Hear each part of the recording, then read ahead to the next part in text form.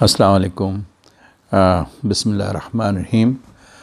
آج میرا موضوع ہے بنگلہ دیش کی حیرت انگیز خوشحالی اور ترقی کا موازنہ پاکستان سے۔ اس مرتبہ 16 دسمبر کو بنگلہ دیش نے اپنی گولڈن جوبلی بڑی آن بان شان کے ساتھ منایا ہے، اور ساتھ ساتھ انہوں نے ایک چارٹ بھی شائع کیا ہے جس میں انہوں نے موازنہ کیا ہے پاکستان کا۔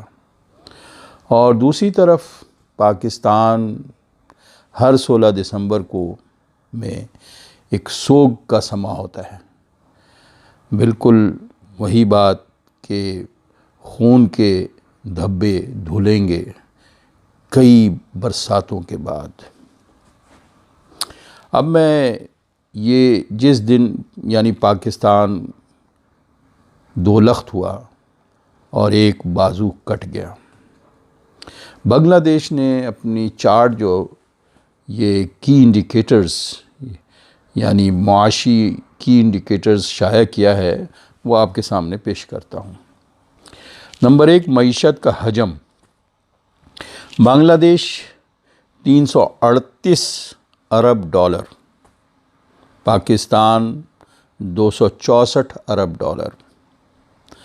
فی کس آمدنی یعنی پر کیپٹا انکم 2064 ڈالر اور پاکستان کا 1271۔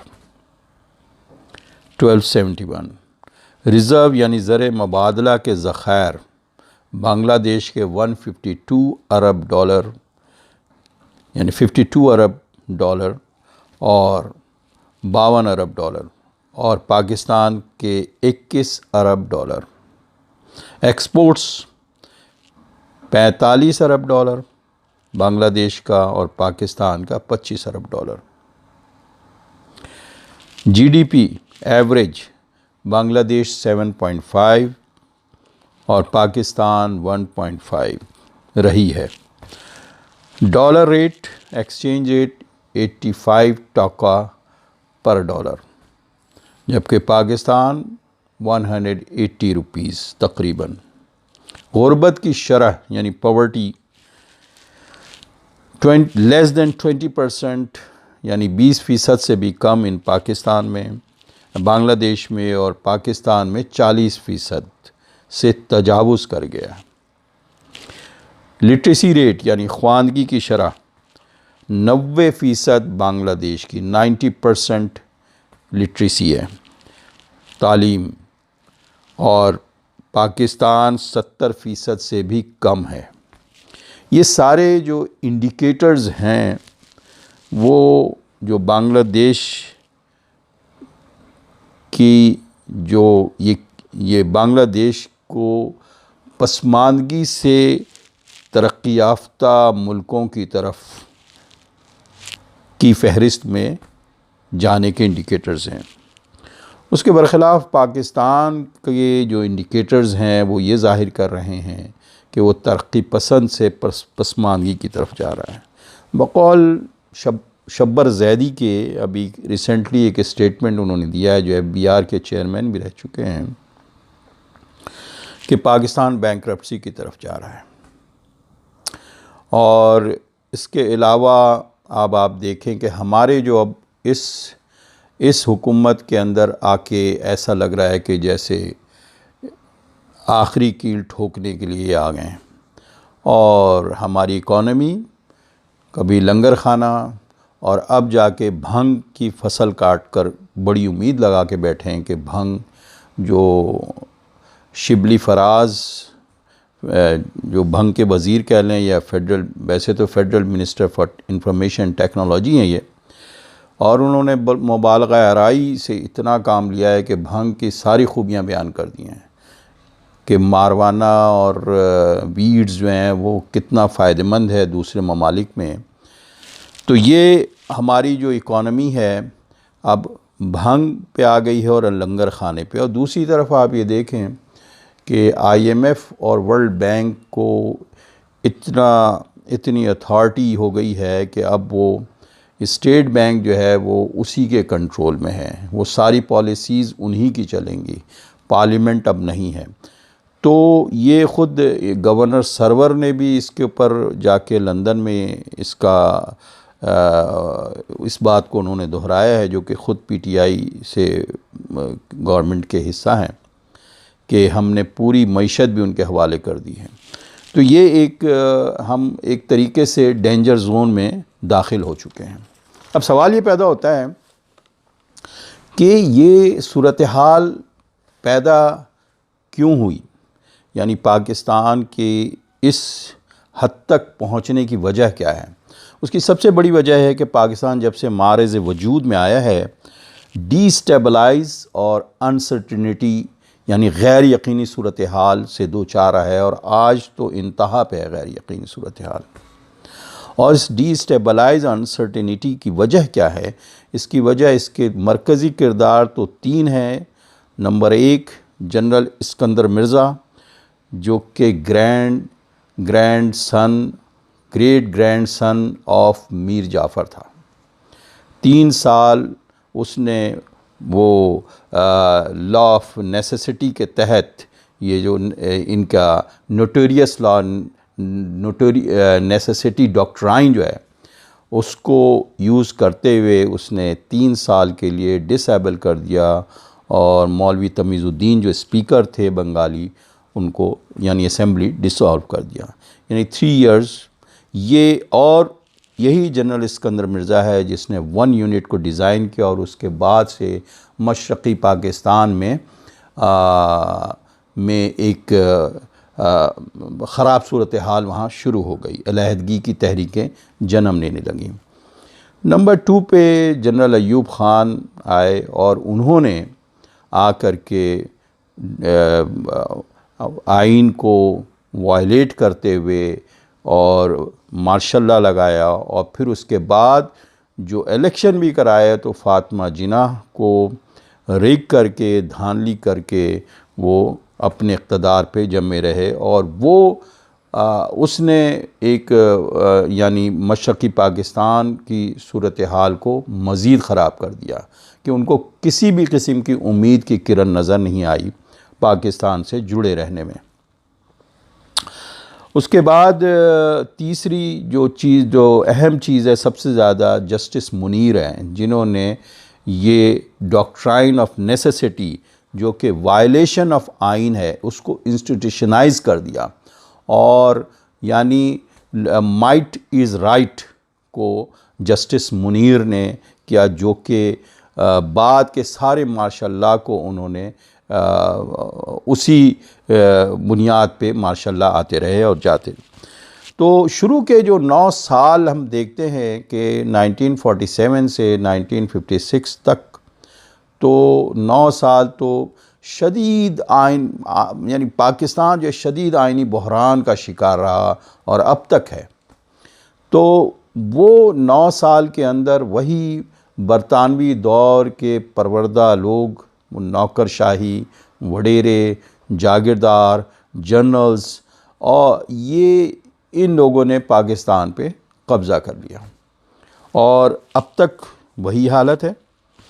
اب آپ دیکھیں کہ یہ تقریباً 3 سال ڈسیبل رہا جوڈیشری، اور جب ڈیزالو کیا اس نے جنرل اسکندر مرزا نے، 11 سال جنرل ایوب خان انہوں نے مارشل لا لگایا، 11 سال انہوں نے ڈیزالو کر کے، وائلیٹ کر کے، اسی لا آف نیسیسٹی کو یوز کر کے، اور پھر جنرل یحییٰ نے 3 سال، اور پھر اس نے بھی مارشل لا لگایا انہوں نے بھی، اور کانسٹیٹیوشن کو ایبروگیٹ کیا۔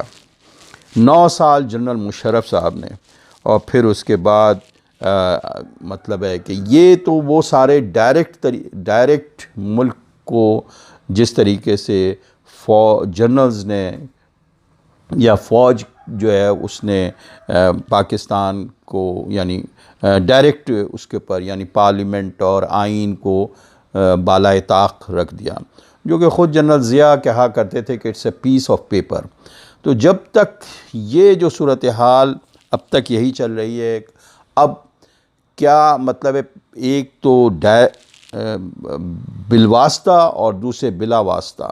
تو بالواسطہ تو مارشل لا لگا کے، اور بلا واسطہ کنٹرول ڈیموکریسی، جس کے اندر ساری جوڈیشری ان کے دفاعی اداروں کے کنٹرول میں، اور یہ جتنی بھی سلیکشنز ہوتی ہیں وہ ڈیموکریسی کے اندر، جو کنٹرول ڈیموکریسی کے اندر، وہ ان کے ایما کے بغیر نہیں ہوتی ہے۔ تو اس وقت بھی صورتحال ایسی ہی ہے۔ اب ہم یہ دیکھتے ہیں، ایک پروگرام کا ہم ذکر کرتے ہیں آپ سب سے، جس میں اسد عمر بھی تھے، ڈاکٹر قیصر بنگالی بھی تھے، اور سارے اکانومسٹ تھے، اور اس میں خاتون نے یہی سوال کیا تھا کیا وجہ ہے کہ بنگلہ دیش ہم سے آگے ہو گیا اور ہم اتنے پیچھے رہ گئے ہیں۔ تو انہوں نے کہا کہ انہوں نے سب سے پہلے جو ہے فوج کی چھٹی کی ہے، اور خواتین کو ایجوکیشن کی طرف لے کے گئے، لٹریسی کو بڑھایا۔ یہ بنیادی وجہ آپ بھی اس پروگرام کو دیکھ سکتے ہیں۔ تو اب اس کے علاوہ ہم یہ کہتے ہیں کہ یہ اس کے آخری، یعنی اس کا حل کیا ہے کہ کیا کیا جائے اب پاکستان میں۔ سب سے پہلی چیز جو سقوط ڈھاکہ کے اوپر حمود الرحمن کمیشن بنا، اور اس پہ سپریم کورٹ کے ججز نے بہت اچھا کام کیا، بڑا تحقیقی کام تھا، اور انہوں نے جو اس میں کچھ ہائی لائٹس ہیں جو ہمیں پتہ لگا مختلف ذرائع سے۔ نمبر ایک، انہوں نے یہ بتایا کہ ہم نے جمہوریت اور قانون کے برخلاف فوجی آپریشن کر دیا، بجائے اس کے کہ ان کو شیخ مجیب کو ہم یا ان کی حق رائے دہی کا ہم احترام کرتے اور ہم اس کا حق دیتے، اور اس کے بجائے ہم نے آپریشن کر دیا، نمبر ایک۔ نمبر دو، یہ کہتے ہیں کہ مشرقی پاکستان کے عوام کے حقوق نہیں مانے ہم نے۔ نمبر تین میں جرنلوں نے سیاست میں حصہ لیا۔ نمبر چار، مشرقی پاکستان میں قتل عام ہوا، ریپ ہوا۔ اس حمود الرحمن کمیشن کی رپورٹ میں یہ بھی منشن تھا، یہ بھی ہائی لائٹ کر دیا تھا کہ کون کون لوگ اس میں انوالو ہیں، لیکن ان کے خلاف کوئی کورٹ مارشل نہیں ہوا آج تک۔ اور پھر اس کے بعد انہوں نے یعنی دنیا میں، اور حمود الرحمن چھپا تک نہیں، جبکہ دنیا میں کوئی بھی اس طرح کے انسیڈنس یا دنیا میں ہوتا ہے تو 30 سال کے بعد جو ہے وہ ڈی کلیسیفائی ہو جاتا ہے، جو کہ آج تک حمود الرحمن کمیشن نہیں چھپا تو اب سوال یہ ہے کہ ہمارے لوگوں نے یا ہماری دفاعی اداروں نے یا اسٹیبلشمنٹ نے اس سے کیا سبق سیکھا؟ کوئی سبق نہیں سیکھا، آج بھی وہی حال ہے۔ اور آج آپ دیکھیں کہ اتنا ہی سبق سیکھ لیا کہ ایک بڑا گروپ کو بننے نہیں دیتے ہیں، اور کبھی ٹی ایل پی بن جاتی ہے، کبھی ایم کیو ایم بن جاتی ہے، کبھی لسانی بنیادوں کے اوپر، کبھی مذہبی بنیادوں کے اوپر عوام کو ڈیوائیڈ کرتے ہیں تاکہ بنگلہ دیش کی طرح علیحدگی نہ ہو، جو انتہائی مطلب ملک کو مزید کھنڈر میں لے کے جانے والی بات ہے۔ اور آج جو حالات ہو رہے ہیں، یہ جو انڈیکیٹرز ہیں جہاں ملک بینکرپسی کی طرف دیوالیہ پن کی طرف جا رہا ہے، اس کی وجہ یہی نیگیٹو قسم کی پالیسیز ہیں، جو کہ جبکہ آپ یہ دیکھیں کہ آج بنگلہ دیش میں جو اتنی ترقی ہو رہی ہے، اس کی وجہ یہ ہے کہ وہاں کے جو لوگ ہیں، وہاں کے جو حکمران ہیں، وہ باہر کے ممالک کی طرف نہیں دیکھتے ہیں کہ ان کے بچے اور ان کے لوگ یا ان کی نسلیں ساری جو ہیں وہ یورپ اور امریکہ اور مختلف جگہ رہ رہے ہوں۔ یہاں تو یہ ہے کہ جنرلز کے یا یہ بیوروکریٹس کے یا سیاستدانوں کے سارا جو انٹرسٹ ہے اس ملک سے صرف یہی ہے کہ یہاں سے پیسہ باہر لے کے جاتے ہیں، اور ان کے یورپ اور امریکہ کے گلیمر کے اندر سب جا کے وہیں جا کے کوئی آئی لینڈ خرید لیتا ہے، کوئی گولف کھیل رہا ہوتا ہے، کسی نے بڑے بڑے اثاثے وہاں جمع، تو ان کا انٹرسٹ ہی یہاں نہیں ہے۔ انہوں نے بنگلہ دیش کے لوگوں نے محنت کیا اپنے ہی ریسورسز کے اندر رہتے ہوئے، آج ان کی گارمنٹ فیکٹری کہاں سے کہاں پہنچ گئی ہے۔ آج آپ دیکھیں ہر شعبے میں انہوں نے ترقی کیا ہے، اس لیے کہ وہ باہر کی طرف نہیں دیکھتے ہیں، وہ اپنے ہی ملک میں دیکھتے ہیں۔ لیکن ہمارے حکمران وہ تو اس وقت یہ بھی ہے کہ سی پیک کی طرف نہیں جا رہے ہیں۔ اس کی وجہ ایک یہی ہے کہ ان کو جو گلیمر ان کی نسلوں کو جو ملے گا یورپ اور امریکہ سے، وہ چائنا میں نہیں ملے گا۔ تو یہ صورتحال ہے کہ ان کے اپنے انٹرسٹ ہیں، ویسٹرن انٹرسٹ، ذاتی انٹرسٹ کی بنیاد پر قوم کے حقوق پامال ہو رہے ہیں۔ اب سوال یہ ہے کہ اب کیا کرنا چاہیے؟ سب سے پہلی چیز یہ ہے کہ uphold the sanctity of constitution and rule of law for the integrity and prosperity of Pakistan, یعنی آئین کی بالادستی ہونی چاہیے۔ جب تک آئین کی بالادستی نہیں ہوگی، قانون کی حکمرانی نہیں ہوگی، جو ایک ہی قانون ہو، دو قانون نہ ہو، جیسے کسی کے لیے کچھ قانون ہے، کسی کے لیے کچھ ہے، یعنی نسلہ ٹاور تو گرا دیا جاتا ہے لیکن ریجنٹ پلازا نہیں گرتا ہے، وہ ریگولرائز ہوتا ہے۔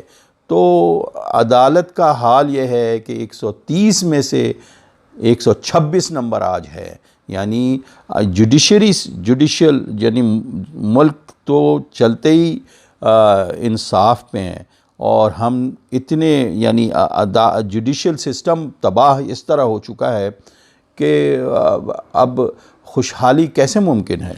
تو اب دوسری بات جو اہم ہے، ایک ڈاکٹر خالد جاوید خان صاحب، وہ بھی یہ سقوط ڈھاکہ پہ مضمون لکھتے ہیں، اور وہ یہ کہتے ہیں کہ یہ اصل اس کی وجہ غیر جمہوری اور غیر آئینی ادارے ہیں، جنہوں نے عالمی سامراج کے ایجنڈے کی تکمیل کی خاطر عوام کے حقوق پامال کیے ہیں۔ تو اسی کے ساتھ میں اپنی بات ختم کرتا ہوں کہ میں پھر بھی یہی کہوں گا، لا تقنطوا من رحمت اللہ، اللہ کی رحمت سے کبھی مایوس نہیں ہونا چاہیے، لیکن ساتھ ساتھ ہمیں یہ بھی چاہیے کہ توبۃ نصوحا، یعنی توبہ کریں اور اپنے اس جن نے جو غلطیاں کی ہیں اور اپنے آپ کو صحیح راہ پہ لے کے آئیں اور آئین اور قانون سے ملک کو چلانے کی کوشش کریں۔ جزاکم اللہ خیر۔